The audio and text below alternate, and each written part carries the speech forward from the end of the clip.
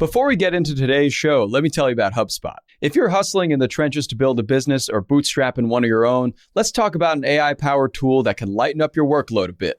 HubSpot's Campaign Assistant is a game changer for creating marketing campaigns at scale. It quickly turns your key selling points into a cohesive pitch, which helps you deliver knockout emails, ads, and landing pages in minutes. So let Campaign Assistant take care of the campaigns so you can get back to growing your business. Work smarter, not harder at HubSpot.com/campaign-assistant.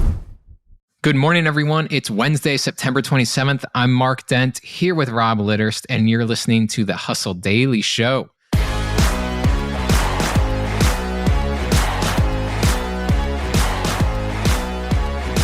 Today, we're going to talk about psychedelic retreats, which are as cool as they sound. These are basically vacations based around magic mushrooms. You can book these already in places like Europe and Mexico, and pretty soon you'll probably be able to do that in the United States as well, at least in a few locations. We're going to get into all that, but first, we're also going to talk about everything else happening in the world of business and tech. Starting off, some major Amazon news. The Federal Trade Commission filed its long-awaited lawsuit against Amazon yesterday, accusing the retailer of monopolistic practices, which includes artificially inflating prices and harming its rivals. In news that is perhaps not as consequential, but I think has actually been a much bigger deal in the news cycle, we're going to talk about Travis Kelce, the Chiefs tight end and potential paramour of Taylor Swift, has seen his numbers explode. And we're not talking about receptions. Sales of Kelce's jersey spiked about 400% after Taylor Swift attended his game on Sunday. Kelce has also gained 251,000 followers on Instagram. That's a lot. Those jersey sales are absolutely ridiculous. If you put this on top of the numbers that Taylor Swift is doing at her Eras tour, which they're saying is going to be the first concert tour that hits $1 billion in revenue. Mm-hmm.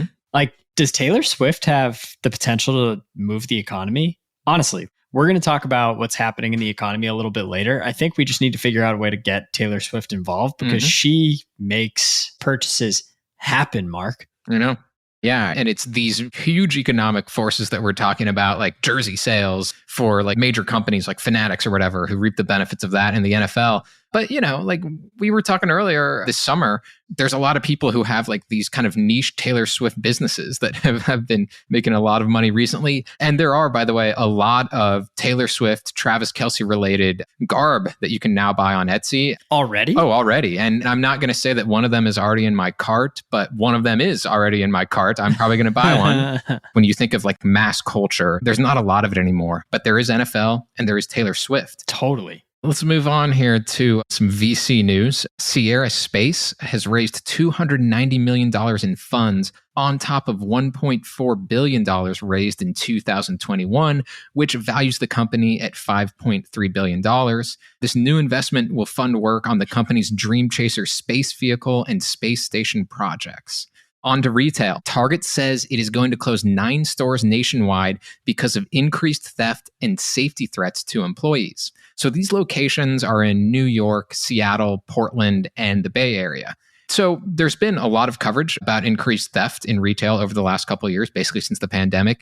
But there's also been some other problems for Target as well, Rob. So there might be more than a few reasons why they're going to close these stores.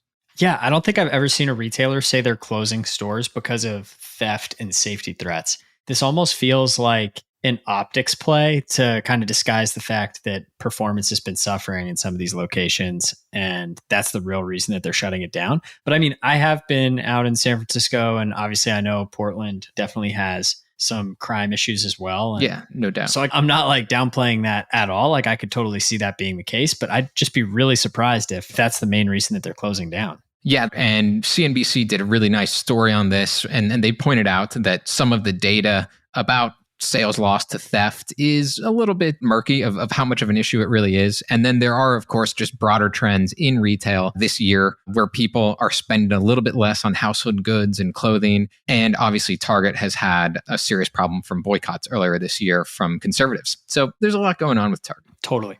All right. So the final thing we're going to talk about here before we get to the main story is the economy and the stock market at large. And we don't talk about this very often on the podcast, but we are today because on Tuesday, the Dow Jones fell by about 400 points.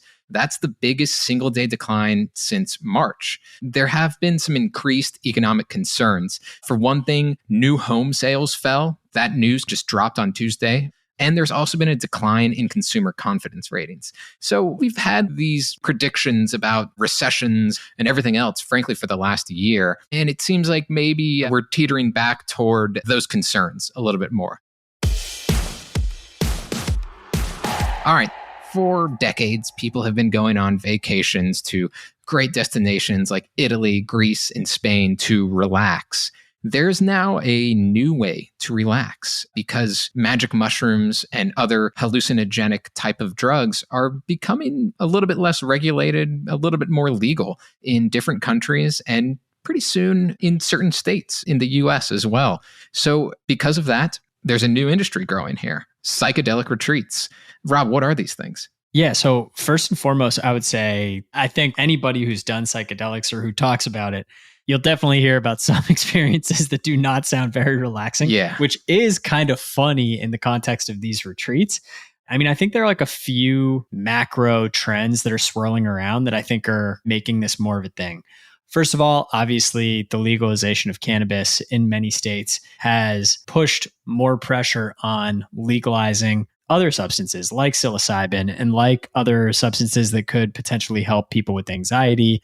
So there's a stock called Compass Pathways, and they're probably one of the biggest players that are really trying to push towards legalization for psilocybin and quote unquote magic mushrooms. I think the legalization of cannabis in a lot of states has really kind of led to a bigger push here and more kind of widespread acceptance of other substances kind of being okay. I think Silicon Valley has also kind of espoused this. I think people talk about microdosing in Silicon Valley and going to Burning Man and doing all of these substances, and has made it a lot more mainstream. We've talked a lot about how millennials and generations after millennials are very experiential. They're looking to spend their money on experiences. This definitely fits the bill for that. And I also think this kind of dovetails into kind of like yoga retreats and mindfulness retreats as well, which is also kind of like a big trend that has been growing like crazy over the last few years. And so I think all three of those things are really kind of pushing together to kind of create this market for magical mushroom retreats.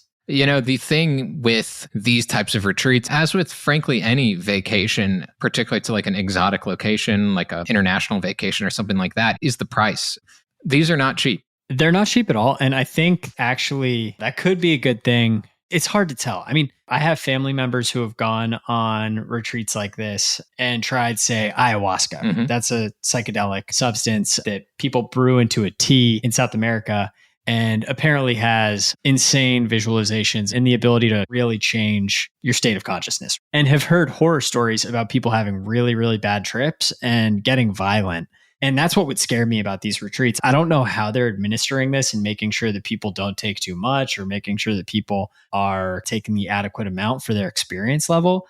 With some of these substances, you just don't really know how somebody is going to react to them. And that creates all sorts of liability issues for the companies running these retreats. And it's why I'd be kind of surprised if all of these companies are still in business down the road, because I feel like something like that will happen at some point. For the most part, you still can't do most of these drugs in the US. And even in places like Oregon, where it has been legalized, it's still getting off the ground pretty darn slowly. Right. Epic Healing Eugene, which is America's first licensed psilocybin center, that opened in June. So it's so new right now. And some of this popularity we're hearing about, it's unclear whether it's really going to translate at a wide scale. As much as they've become more mainstream, I think there's a large part of the population that is kind of content with just not trying that, right? Like not really letting go and letting their brain go there. And so it is interesting. I definitely think it's kind of a niche enterprise, which also lends itself to why they might be able to charge so much, because the people that are into it are probably into it enough to pay a pretty penny to do it. And I mean, a lot of that payment will probably go towards making the environment safe, making sure that nobody gets hurt, which I think are all good things. Yeah, you need to have good trips if you're going to go on a psychedelic trip. That's for sure. I think that's the biggest question here, Mark. Are you going to go on a psychedelic trip? I don't think I will. I'd rather just go to Italy or to Tokyo or something like that. Yeah. I respect that.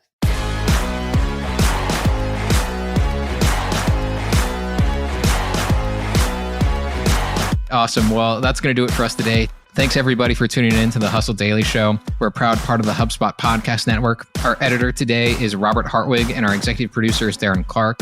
We've got a lot more tech and business coverage in our newsletter. So if you're not subscribed, please go get yourself signed up at thehustle.co/email and we'll catch you tomorrow.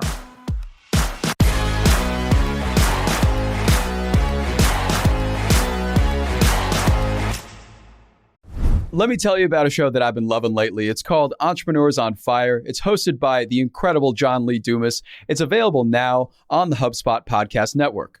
Entrepreneurs on Fire stokes inspiration and shares strategies to fire up your entrepreneurial journey and create the life that you've always dreamed of. I'm a big fan of this podcast. It has energy, it has value, and it's all about learning about entrepreneurship. I was just listening to an episode the other day. JLD interviewed Jay Rogers, who was such a wealth of information. He kind of went into how entrepreneurship chooses you. You don't necessarily choose it, and that failure only happens when you stop trying to win. A lot of gems in this one, so I highly recommend checking out that particular episode along with the rest.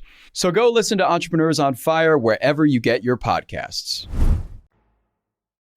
Hey guys, if you listen to the Hustle Daily Show on Google Podcasts, we want to let you know that the option will no longer be available pretty soon. Google is sunsetting its podcast app sometime in early 2024 in favor of YouTube Music, and we want to give you a heads up before it's too late since that time's almost here. The Hustle Daily Show is available everywhere and anywhere that you listen to podcasts like Apple Podcasts and Spotify. If you're using YouTube Music, we are there as well. If you're an Android fan, there are plenty of apps like Overcast, Pocket Casts, Player FM, and more. So just search for us wherever you decide to listen to your favorite podcasts.